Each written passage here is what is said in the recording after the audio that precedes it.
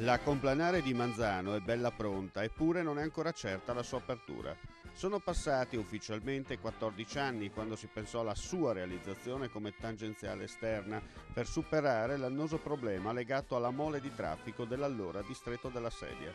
Una via di fuga per congestionare dal passaggio dei mezzi pesanti attivi incroci semaforici lungo la 56 presenti nel territorio comunale. Il primo progetto, correva l'anno 1976, prevedeva una superstrada in parallelo alla statale tra Udine e Gorizia. Successivamente si pensò di lotizzare delle aree dove costruire tangenziali esterne o strade a scorrimento veloce. Poi, con il passare degli anni e la mutazione del Manzanese in area produttiva semidesertica, si riqualificò ulteriormente i progetti fino ai nostri giorni. Oggi la lingua d'asfalto è reale con i suoi circa 3 km di tracciato che collega la nuova rotatoria di San Nicolò sulla 56 all'altra rotatoria ricavata nei pressi di Manzinello, alleggerendo dal traffico via del Cristo nella zona industriale sud di Manzano. Viene da dire, neppure vagisce, che già fa parlare di sé per la sua superata utilità, per lo sforzo economico del suo realizzo, ma soprattutto per il mancato collegamento verso Butrio, senza dimenticare il no definitivo alla superstrada in direzione Palmanova.